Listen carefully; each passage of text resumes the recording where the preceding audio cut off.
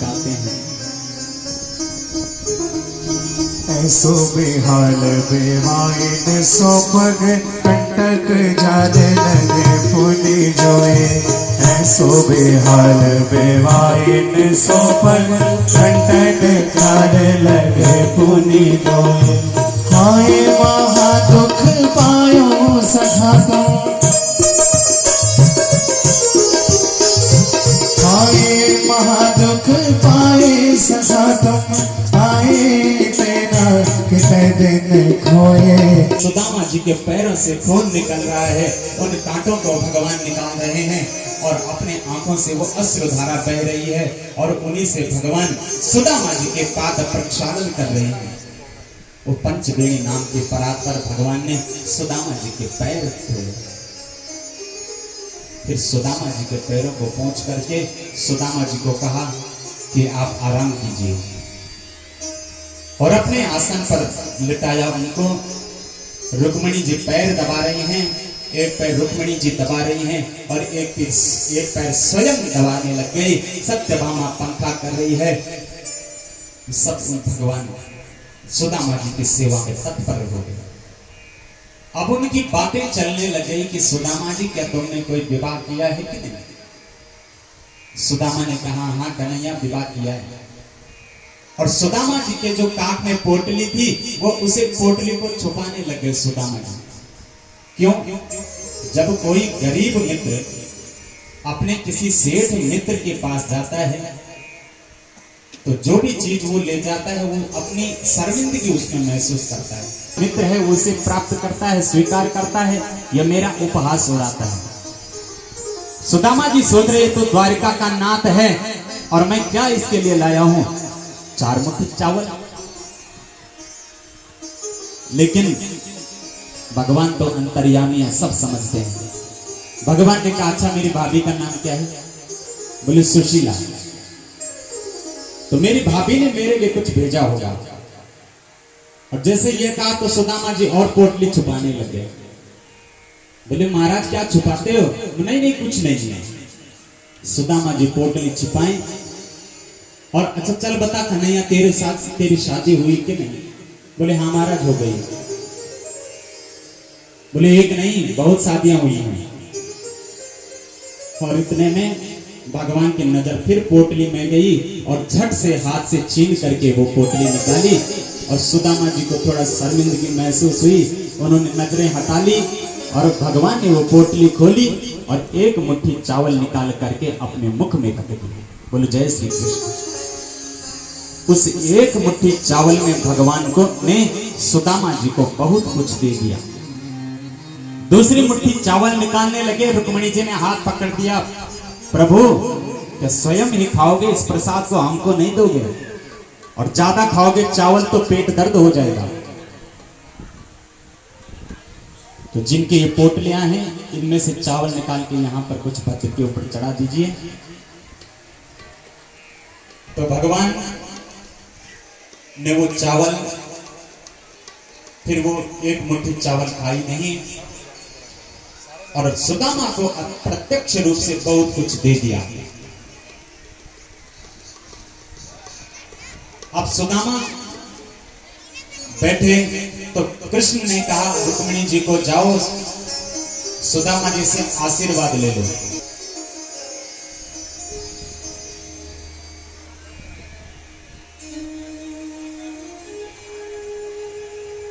रुक्मिणी आई सुदामा जी के पास। बोले महाराज मैं रुक्मिणी आपको प्रणाम करती हूँ। बोले अखंड सौभाग्यवती भव। दूसरी आती महाराज मैं जाम्बवती आपको प्रणाम करती हूँ। कहे अखंड सौभाग्यवती भव। मैं सत्यभामा आपको प्रणाम करती हूँ। अखंड सौभाग्यवती भव।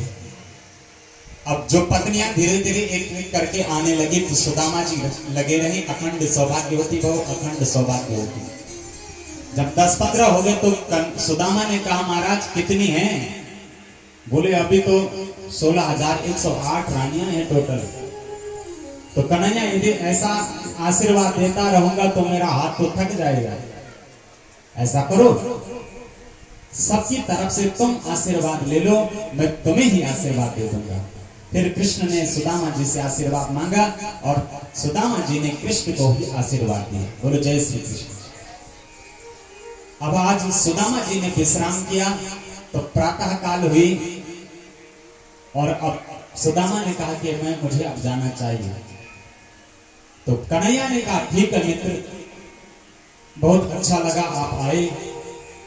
अब सुदामा जी सोच रहे हैं कि इसने कुछ दिया तो है नहीं, यदि जाऊंगा पत्नी ने भेजा था कुछ लेके आएगा, लेकिन कृष्ण ने भी कुछ दिया नहीं। सुदामा कहते अच्छा कन्हैया मैं चलता हूं। कन्हैया कहते अच्छा ठीक है मित्र। और सुदामा जी जैसे जाने लगे तो धीरे धीरे पीछे भी देख रहे हैं कहीं कन्हैया दोबारा कह दे कि कन्हैया रुको, लेकिन कन्हैया ने रोका नहीं।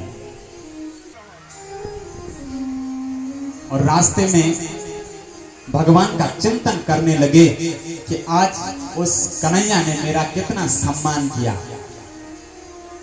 स्वयं अपनी बाहों में लेकर के मुझे अंक में भरा। क्वाहं दरिद्रः पापीयान् क्व कृष्णः श्रीनिकेतनः ब्रह्मबन्धुरिति स्माहं बाहुभ्यां परिरंभितः। कि उस कृष्ण ने आज मुझे अपने बाहों में भरा, कितना सुख मिला मुझे उस समय। तीनों लोगों का सुख मानो उन बाहों में है। उस बाहों के स्पर्श को याद करते करते सुदामा जी अपने घर की तरफ चले। लेकिन वहां देखा तो वहां की नगरी बिल्कुल बदली हुई थी। एक ही रात सोचने लगे कहीं मैं दूसरी जगह तो नहीं आ गया। जहां पे अपनी कुटिया थी वहां पर पहुंचे, वहां पे माली था। बोले ये किसका महल है? बोले सुदामा जी का। तो सोचा हो सकता है कोई मेरा।